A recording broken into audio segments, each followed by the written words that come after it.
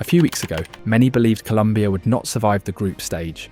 El 40% de los votantes en Colombia no creen en la selección. Por favor. 40% César Augusto. Por favor. They said the team had no style, questioned Nestor Lorenzo's decisions, and criticized the squad because certain players were missing. Today, the reality is completely different. Colombia have 6 points from 6, are through to the round of 32, and lead their group above Cristiano Ronaldo's Portugal. They also control their own destiny in the battle for first place. This Colombia came for something bigger. They want to surpass the quarterfinals reached in Brazil 2014, and I'm going to prove it. Take a look at this. Luis Diaz receives on the left and delivers an extraordinary ball behind Uzbekistan's defence. In the 79th minute against Congo, Lucho received the ball on the edge of the box. The defence seemed to have him covered, but he cut inside and curled a right-footed strike into the top corner. What a goal. It was ruled out for offside, but it still showed the quality Luis Diaz has displayed throughout the season with Bayern Munich. But watch Daniel Munoz. The right-back starts wide, waits for the perfect moment, and attacks the space like a striker. He stays onside, fools the defender into expecting a touch, and finishes first time with outstanding technique. It was not an isolated run, it was a pattern. Now look at Colombia's second goal. Gustavo Puerta anticipates the opposing pass, wins the ball cleanly and launches the counter-attack. Diaz moves left, receives with space and finishes to restore Colombia's lead immediately. Recovery. Transition. Goal. Against DR Congo, the same tactical weapon returned. Juan Fernando Quintero plays vertically towards John Cordoba, who pins the centre-back with his body. The ball runs through, opening the path for Munoz to arrive from deep and score again. Second match. Same run, same player. Another decisive goal. Daniel Munoz starts moves as a right-back and finishes them as a striker. That is one of the most dangerous weapons Lorenzo has created.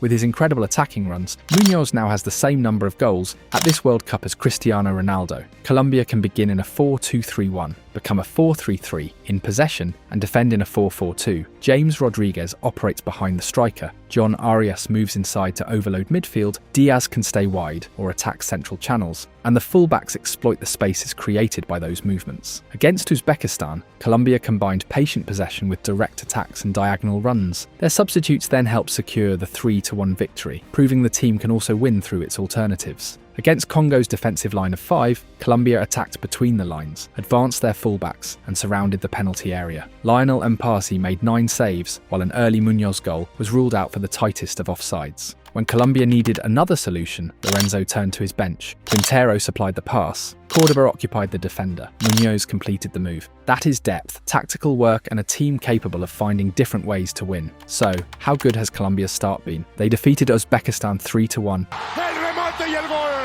And Congo 1-0. They have 6 points, 4 goals scored, only 1 conceded, and a guaranteed place in the next round. Since Brazil 2014, Colombia have won 8 of their last 11 World Cup matches. They reached the quarter-finals in 2014, took England to penalties in the 2018 round of 16. 4 each. Back up! And have now returned after 8 years by winning their opening 2 games. This team know how to compete at World Cups, and this did not begin during the last 2 matches. Colombia arrived as Copa America runners-up. During qualifying, they recorded their first victory over Brazil, while Argentina failed to beat them across 2 meetings.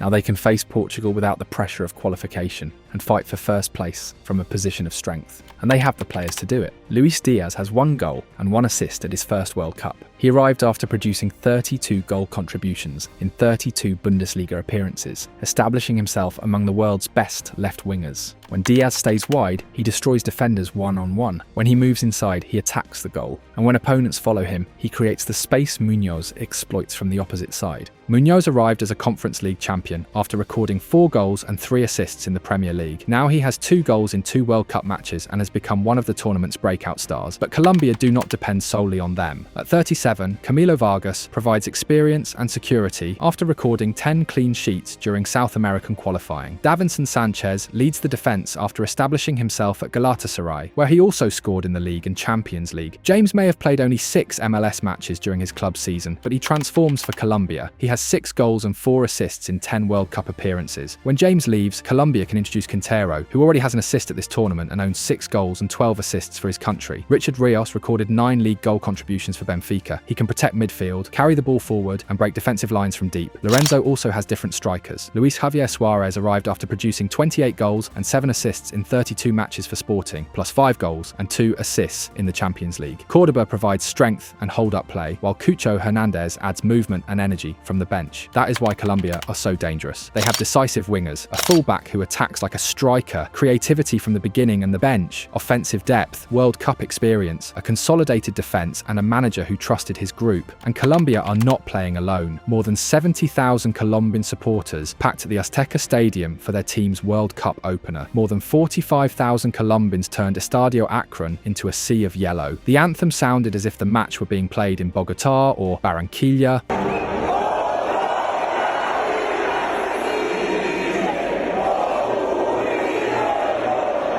A few weeks ago, people asked whether this team could play. Now the question is, how far can they go? Colombia have qualified, they lead the group, they have a perfect record, and they look ready to compete against anyone. They did not come merely to participate. They came to surpass Brazil 2014. They came to fight for something important, and they came to turn an entire World Cup yellow. Come on, Colombia, let the dream continue. But to understand the true value of what's happening right now, we need to look back. Because the obsession with surpassing Brazil 2014 was not always motivation. For years, it became a burden. That World Cup remains the greatest campaign in Colombian history. Los Cafeteros reached the quarterfinals after winning their first 4 matches and scoring 12 goals in just 5 games. James Rodriguez delivered one of the greatest individual World Cup performances of the modern era. 6 goals, 2 assists, the Golden Boot, and the goal of the tournament with that unforgettable volley against Uruguay at the Maracanã. Coincidimos, James Rodríguez, el mejor jugador del mundial. But it was not just James. Juan Guillermo Cuadrado finished as the tournament's top assister with 4 assists, and under Jose Pekerman, Colombia played fearless, attacking, joyful football that made the world fall in love with them, and that became the problem. That version of Colombia created an impossible standard. It made an entire country believe that pure talent, rastas-tas celebrations, and technical dominance would last forever. But football changed. The game became faster, more physical, and more tactical, and eventually Colombia paid the price. Colombia suffered the worst goal-scoring drought in their qualifying history and failed to qualify for Qatar 2022. 7 straight matches without scoring, 684 minutes of frustration. Between October 2021 and February 2022, they drew 0-0 against Uruguay, que normalmente convierten con mucha facilidad. Brazil, Ecuador, and Paraguay. Then lost without scoring against Brazil, Peru, and Argentina. Y bueno, triste porque quedamos afuera de una Copa del Mundo. Then came the humiliations. A 6-1 defeat against Ecuador in Quito and a 3-0 loss against Uruguay in Barranquilla, results that cost Carlos Queiroz his job. Al final de todo, el plan les funcionó. Queiroz, como era de esperarse, fue despedido. When the qualifiers ended, the pain was brutal. Colombia finished 6th with 23 points, only 1 behind Peru, who reached the playoff spot with 24. 1 goal during those 7 cursed matches would have changed everything. Instead, Colombia were left emotionally and structurally broken. From those ruins, a new project had to be born. In July 2022, Colombia appointed Néstor Lorenzo. For many, it looked like a gamble. He was not the glamorous name people wanted, but he knew the house better than anyone. He had spent 7 years as Jose Pekerman's assistant and understood the players, the federation, and the dressing room. Lorenzo did not arrive to impose a revolution. He came to restore confidence, recover Colombia's identity, and connect the old guard with the new generation led by Luis Diaz and Daniel Muñoz. 26 jugadores que nos van a acompañar en el primer microciclo en Estados Unidos. But instead of making the total rebuild fans demanded, he backed the veterans. At first, it looked like a step backwards. Then the results came. En todos los ámbitos de la vida no somos quien para juzgar. Colombia went more than 2 years unbeaten and reached the 2024 Copa America final. James Rodriguez recovered his level, became the tournament's best player, and broke the Copa America record with 6 assists in 1 edition. And let's not forget, November 2023, Colombia beat Brazil in a World Cup qualifier for the first time ever. They were losing 1-0 until Luis Diaz scored 2 headers between the 75th and 79th minute and gave an entire nation a moment of catharsis. For the first time since Brazil 2014, Colombia no longer looked trapped in the past. They looked ready to build a new future. But then, weeks before traveling to North America, Colombia bled again. In March 2026, they lost 2-1 to Croatia, despite John Arias scoring after just 2 minutes. Luka Vučković and Igor Matanovic turned it around before half-time. 3 days later, France beat them 3-1 in Maryland, with Desiree Doué scoring twice, Marcus Thuram adding another before the break, and Jaminton Campaz scoring in the 77th minute. The media panicked. Many said Colombia's unbeaten run had been an illusion and that Europe's elite had exposed the project. But inside the camp, Nestor Lorenzo saw it differently. Those defeats were part of the plan. The Federation could have arranged easier friendlies, but Lorenzo wanted elite opponents. He wanted his players to feel Champions League level physicality and European intensity before the World Cup. And the plan worked. Those losses did not break Colombia. They taught them, because before those calculated scars, Lorenzo had already built the longest unbeaten run in Colombian history. 28 matches without losing, with 22 wins and 6 draws, surpassing Macherana's legendary record. That run only ended in extra time of the 2024 Copa America final. In his first 20 matches, Colombia scored 38 goals, kept 11 clean sheets, and produced an 83.3% win rate. From the ashes of Qatar, Lorenzo's rebuild, and those brutal lessons against Europe's elite, a new identity emerged. A wounded football nation became a machine capable of competing with anyone. And as this World Cup is proving, Colombia may now be closer than ever to achieving something even greater than Brazil 2014. Don't believe me? Take a look at this. And this is where Brazil 2014 stops being only a beautiful memory and becomes a barrier this Colombia can genuinely break. That was already clear against Uzbekistan. Luis Diaz was Colombia's main weapon for disrupting the defence. When he stayed wide, he forced the full-back out and opened central spaces. When he moved inside, he dragged defenders with him and released Johan Mojica down the left. After losing possession, Diaz also became one of Colombia's first defenders. He does not simply finish attacks, he changes the opponent's shape.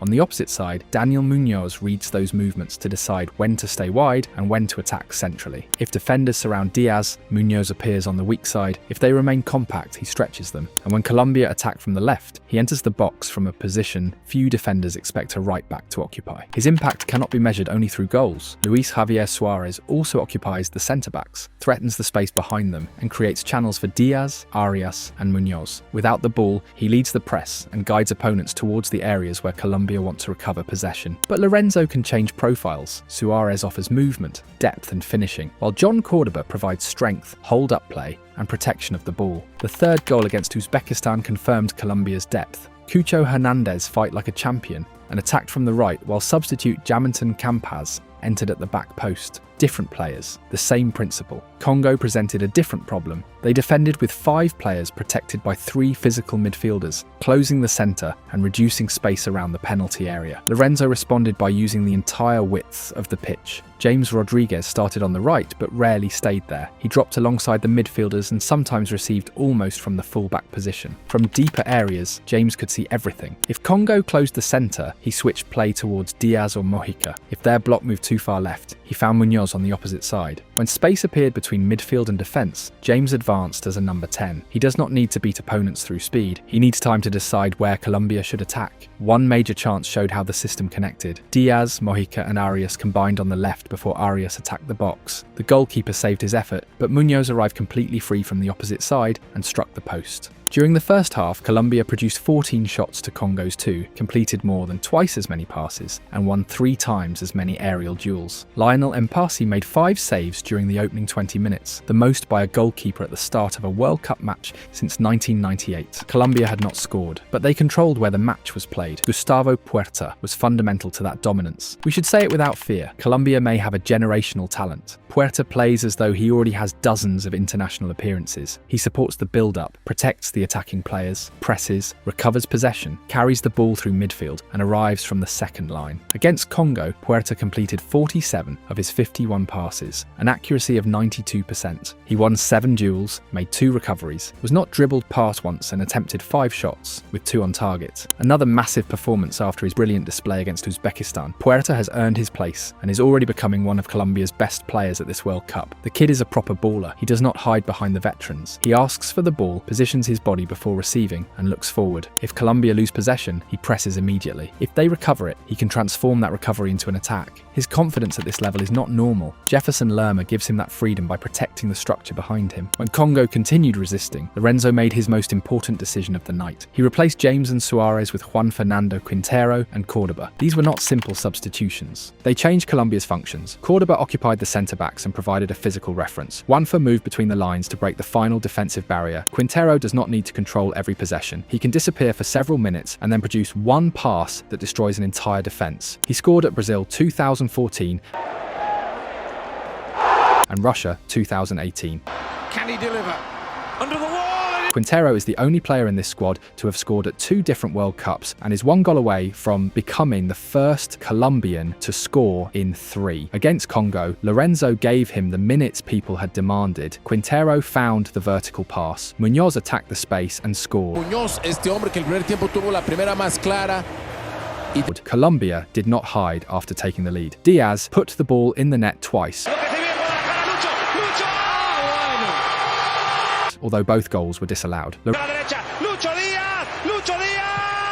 Lorenzo's decisions now speak for themselves. He trusted Puerta despite having more experienced alternatives. He allowed James to abandon the wing, transformed Muñoz into a constant attacking weapon, and used Diaz as a winger, inside forward and first defender. When the match became blocked, he had the personality to remove 2 starters and transform the entire attack. Lorenzo does not force every player to perform the same function. He builds the system around their best qualities. That attacking structure also requires defenders capable of accepting risk. Davinson Sanchez is crucial because Colombia defend far from their goal. When Muñoz advances, Davinson moves across, protects the space behind him, and prepares to defend large areas. He does not simply clear the ball. He organises, corrects, and allows Colombia to keep more players in the opposition half. Behind him is Camilo Vargas, who controls the space behind the high line, directs his centre-backs, and decides when to intercept long passes. He was criticised for his involvement in Uzbekistan's goal, but football quickly gave him redemption. In stoppage time against Congo, Nathaniel Mbuku unleashed a powerful shot from outside the area. For a second, an entire country stopped breathing. Then Camilo appeared. His save protected the victory before he controlled the final aerial attack and closed the match. That intervention was worth as much as a goal. And then there are the supporters. First the Azteca, then the Akron.